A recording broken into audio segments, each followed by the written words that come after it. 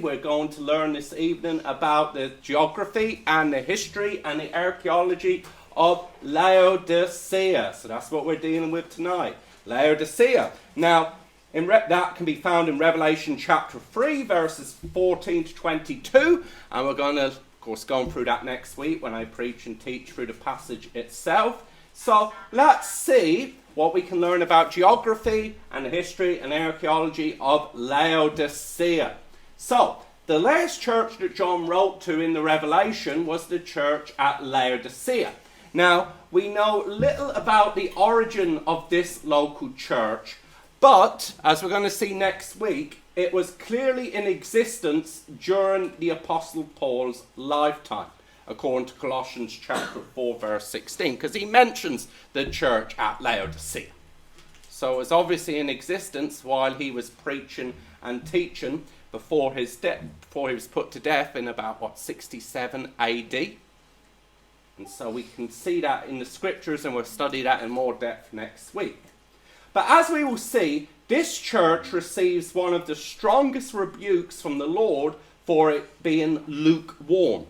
And I believe there's a good reason why he mentions that. Well, because they were spiritually lukewarm. But there's another reason, I believe, why he brings that up, which we're going to see later on.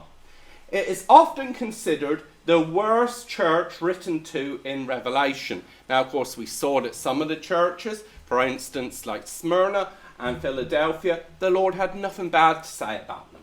That didn't mean they were perfect, that the pastor was perfect and the church people were perfect. But overall, they were a good, faithful, reliable church. And so, of course, where is Laodicea? So we see here on our map to the right, you see John was on the island of Patmos, just to the southwest of Ephesus.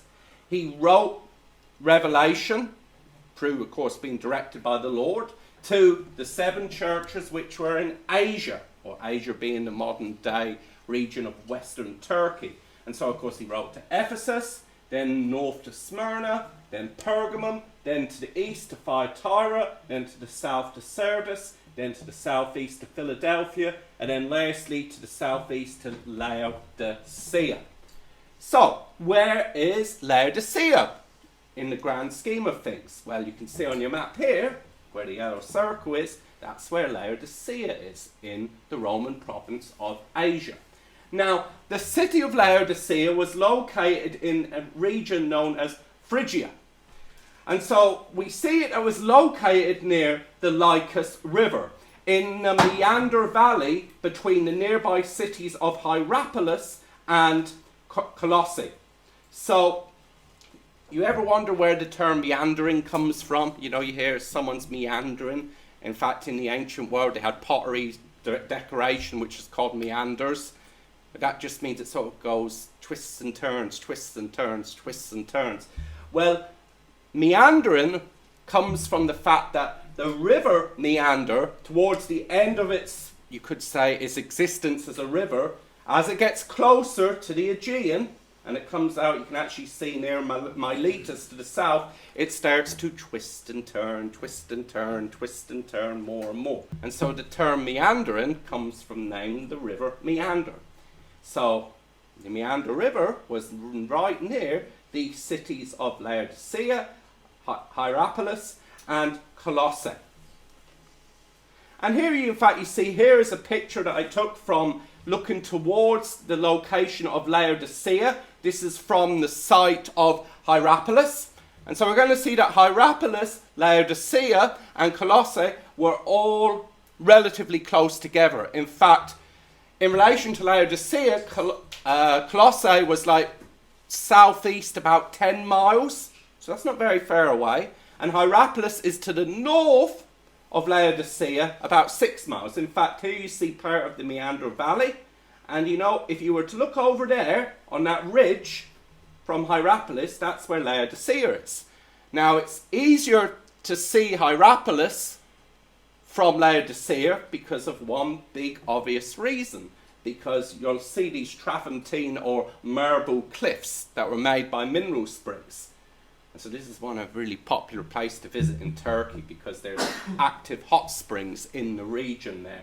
And this is going to be important later on too, people visit it today to go and bathe in it and to see the sights and to enjoy the weather and whatnot. But in the ancient world, it was also an important site for healing and so on and so forth. So this is looking towards the site of Laodicea. Now, this is just another view from Hierapolis, looking over across the Meander Valley, over towards the site of Laodicea. This is, of course, a Roman theatre. You see them all over the place in the ancient world. But just gives you an idea how relatively close they were. That's why in the book of Colossians, you see that when Paul writes to the church at Colossae, he also mentions Hierapolis. He also mentions Laodicea, because they're literally a day's journey one from another. That's why he mentions it. Now, could Paul have established the church at Laodicea, Hierapolis, and Colossae? It's possible. But, not every church needs to be established by an apostle. But he knew of them. He may have visited them. We don't know all the details. The Bible doesn't go into it. And in fact, here, this is looking over towards the site of Hierapolis. This is from Laodicea. And you notice that white cliff over there? That's where Hierapolis is. That's where the mineral hot springs are, where people go and bathing. And the reason why they're white is because of all the hot mineral water flows out. And of course, what has happened over the centuries and the millennia? Of course, the waters evaporate. It leaves the minerals and it creates these marble cliffs, travertine cliffs. You can look over there. So you can see, relatively speaking, it's quite close, isn't it? So there is Hierapolis. Laodicea is over here. Now, the site of Laodicea is relatively unvisited. Firstly, because Hierapolis has its mineral hot springs over there, and everyone loves to go and bathe in them, and I wouldn't. It's just so busy in the place there. But Laodicea, for a long, long, long time, people knew where it was, but only in recent years has it begun to be excavated. In fact, when I was in Turkey, our tour guide said that when she was starting to bring people on Christian tours to Laodicea, they said, you know what? You couldn't see anything. It was just the top of a hill, a few trees, and a bit of masonry jutting out of the ground. That was it. But now you go there, and you find they've done a lot of excavation on the site. So things do change. And in fact, at Laodicea, there is 2 theatres there, and one of them has been rebuilt or restored, not to its full glory, but, cleaned up and made to look better. So things change. So Laodicea, looking to Hierapolis. Now, this is the site of Colossae. Of course, I put the sign there because you can visit there. We stop there very quickly, but there's the mount, or the Acropolis of the city of Colossae.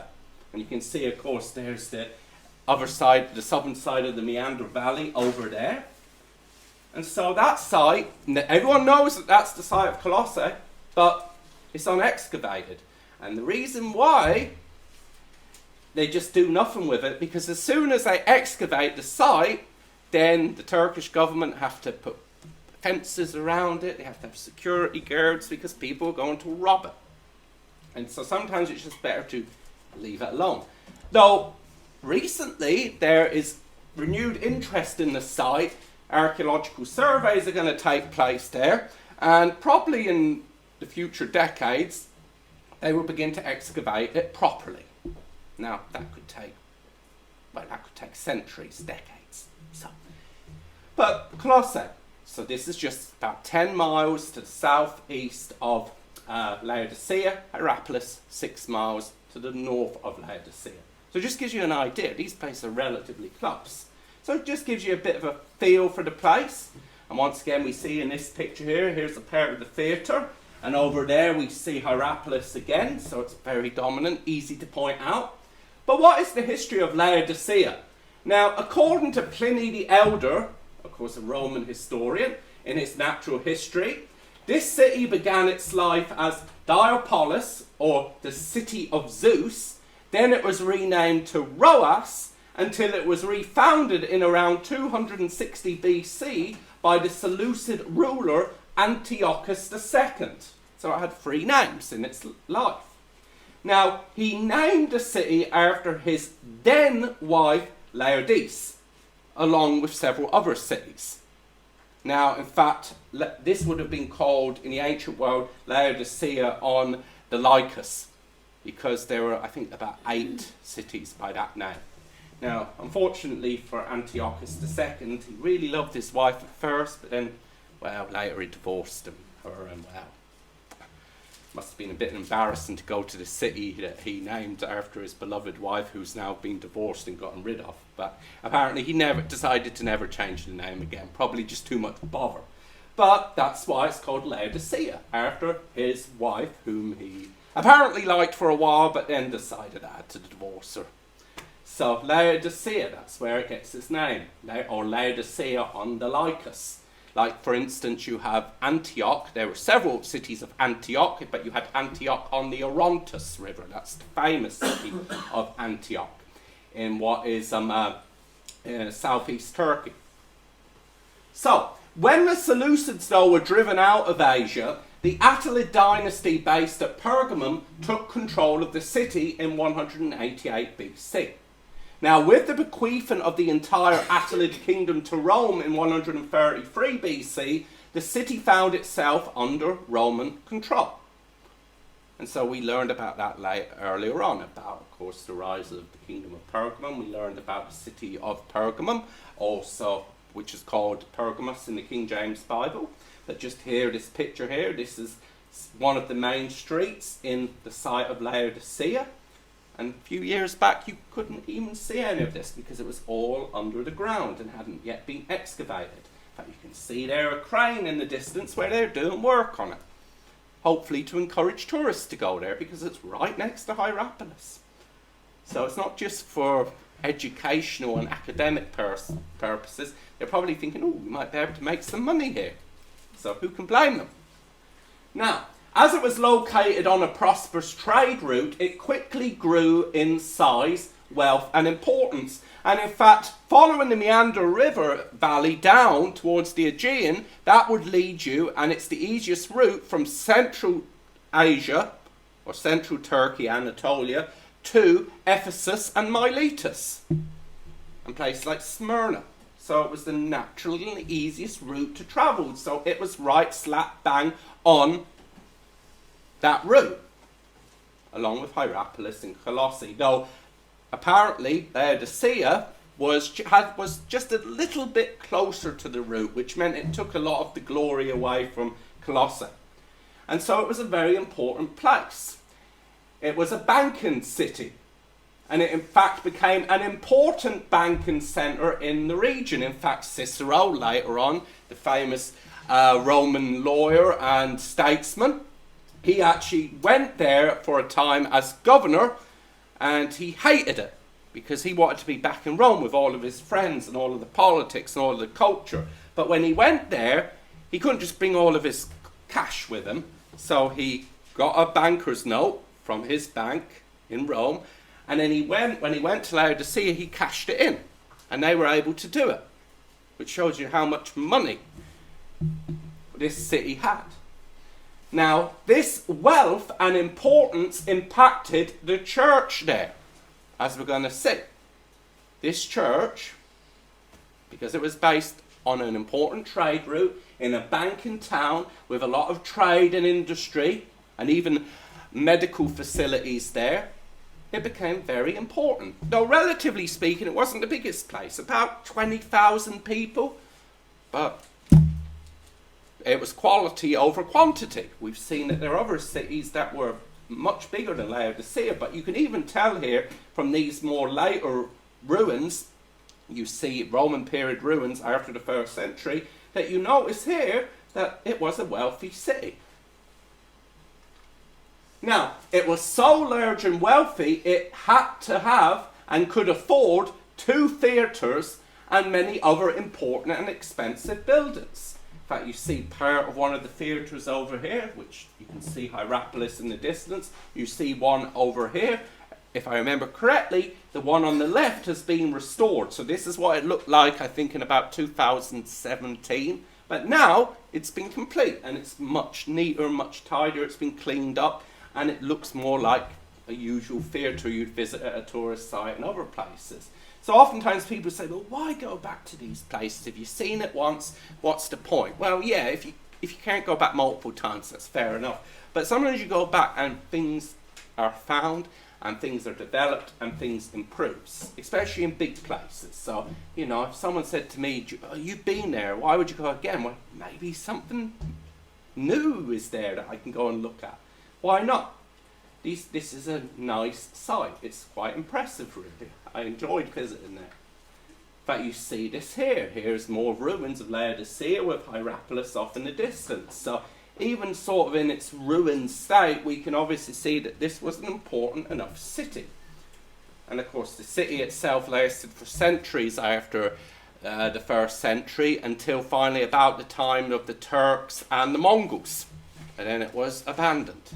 So it did have a long history afterwards, but of course we're only dealing basically with the biblical period on the 1st century up to that time.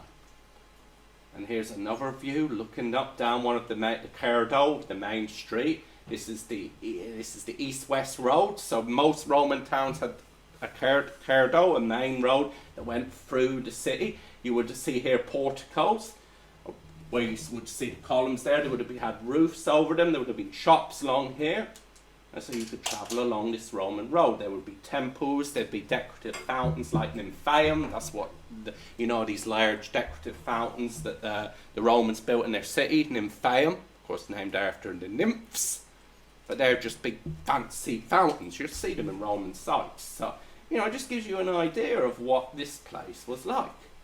Now, much like Sardis and Philadelphia, though, the city of Laodicea was destroyed by an earthquake in 60 AD. It had also been damaged in the earthquake of 17 AD during the reign of Tiberius. But apparently, because of its great wealth, the citizens of the city refused any financial aid from Rome. Apparently, Nero had offered it, but they refused it, because they had enough money to build themselves. Where we saw that with other cities, Philadelphia, now they willingly took money back or taxes back and gifts from the Roman Empire. But Laodicea is like, yeah, this is bad, our city's fallen down from an earthquake, but you know what? We'll build it ourselves, thank you very much. And they did. And so these ruins we've seen are after that. So hey, they picked themselves back up and did pretty well for themselves. And so they paid for its own reconstruction. And so you can see here, you often wonder, why do these places become so ruined? Well, firstly, after these cities are abandoned, and if you're, say, building a building or a house or a wall or that, hey, guess what? Why go and cut stone or find stone when you've got this nice city here with loads of conveniently cut stones? And no one's living there, no one's going to be worried. Let's go and take some for whatever, my house, my wall, my cow shed or whatever. There's also earthquakes. And it's just over time they deteriorate. You leave your house alone for 100 years without anything being done to it, it won't look like it would look like today, will it? It happens. Now, its great wealth, business, industry, and importance are also evident in the letter that the Lord wrote to them, as we're going to see in more detail next week. This church, being in a banking town, was apparently very rich and wealthy, which isn't surprising. If you have a church, there probably were people who weren't as wealthy or rich, but if you have a medium-sized city and it's got money, and it's got banks, it's got trade, it's got industry come through, probably a lot of the people are going to be relatively wealthy, aren't they? That's just how it goes. So this church was apparently rich compared to others. But the Lord declared them to be poor spiritually. Which sort of, shows you that just because you have money and things and stuff does not mean that the Lord is happy with you, contrary to what some people think. But the fact of the matter is, this church apparently was relatively wealthy compared to others, but yet they were spiritually poor. The city was also well known for its production of a breed of sheep that produced soft, raven black wool used for producing different garments. So they had their own particular shape, and the wool was very exquisite. And of course, that made them money too. So the Lord declared, though, that they were naked and needed to receive white raiment from him. So it's almost as if the Lord is saying, you think you got money? No, you're poor in my eyes. Yeah, you think you make all these exquisite garments from that wool? Well, you don't need that, but you should forget about those black garments you make, because in my eyes you're naked and you need a white garment. Now, there's of course nothing wrong with wearing black, but a lot of people apparently made a lot of money off producing the wool and making it into clothing and selling it. And I think that's what the Lord is pointing at. He's saying, look, this is your problem here, guys. And so we see here more pictures here of some of the side streets of Laodicea. It was also well known for a medical school, which produced an eye salve or lotion called Phrygian powder, which was exported all across the ancient world. Guess what? The Lord called this church blind, and that they needed eye salve too. So it's almost like, yeah, we're rich, we're all right, we don't need you, Lord. Yeah, we're clothed, we got the best clothing around. Yeah, we don't need you, Lord. Go out that door. Yeah, we don't need any health healing or anything like that. We've got, doctors and Phrygian powder and that. We're all right. Well, the Lord says, no, you've got a problem. The Lord's verdict on this church was that it was neither hot nor cold, but spiritually lukewarm, and therefore disgusting to him. And isn't that true? If you want a drink, how many of you like a lukewarm drink? No, no one does. Who likes a nice lukewarm cup of tea? No, I don't. My tea has to be hot, not cold.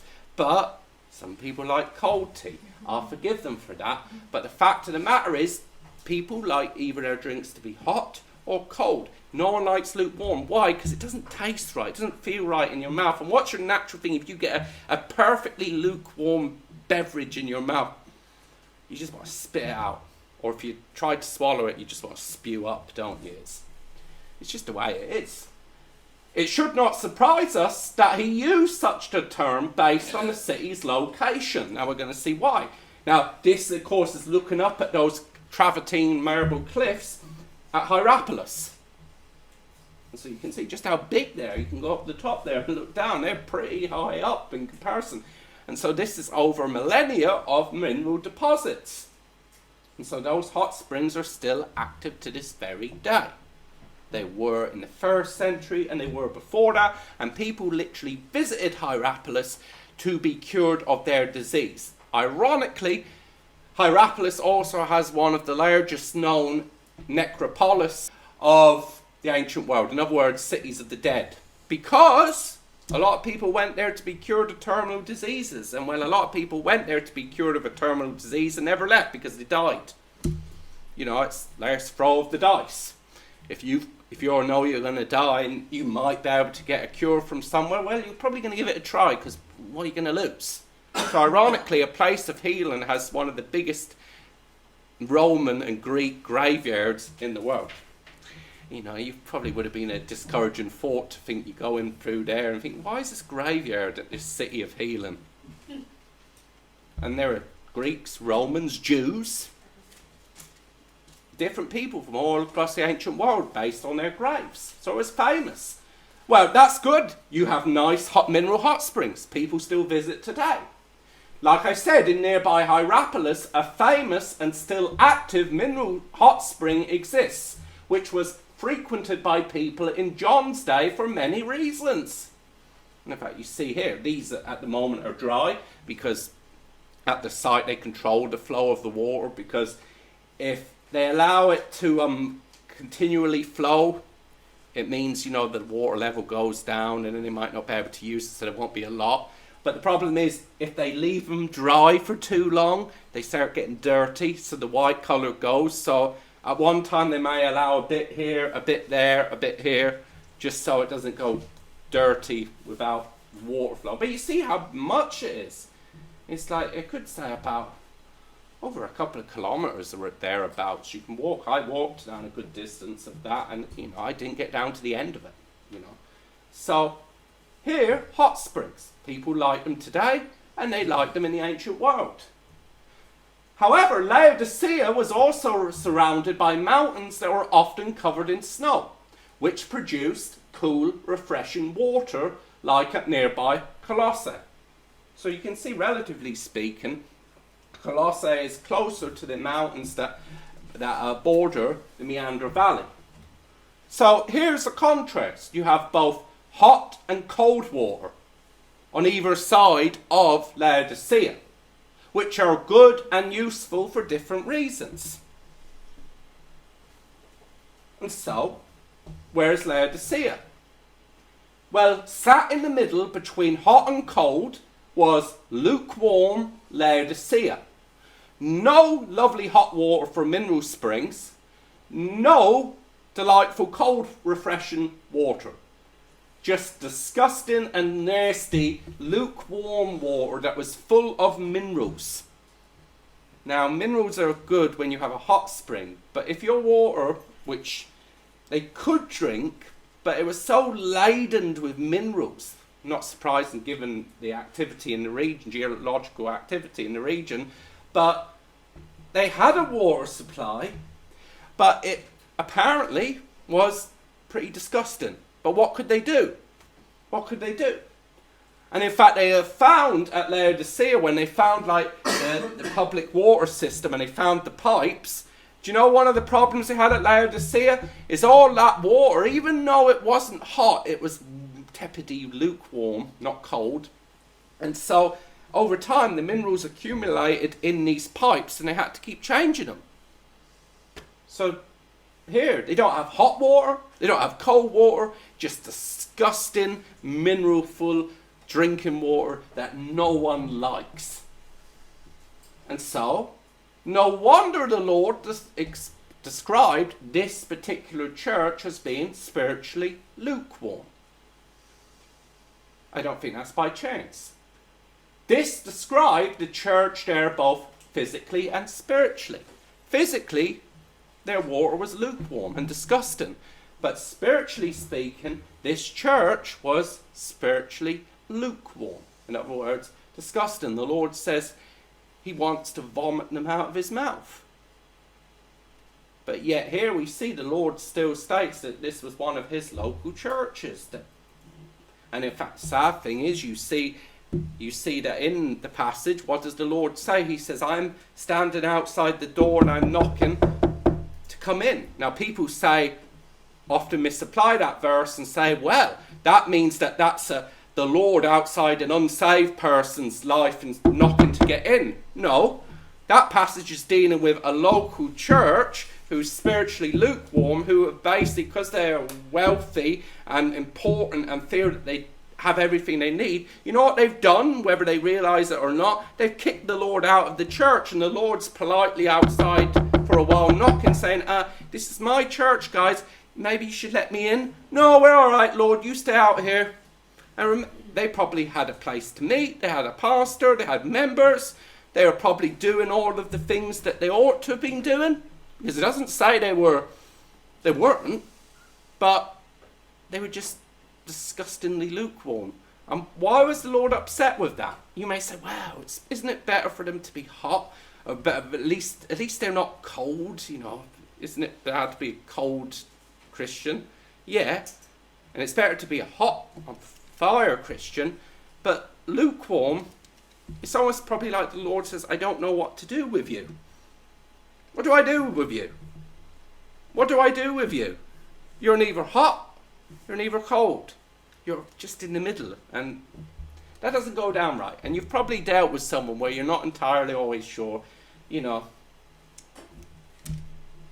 not deliberately going out to do wrong, but and you're not trying to do right either. You're just sort of coasting in the middle.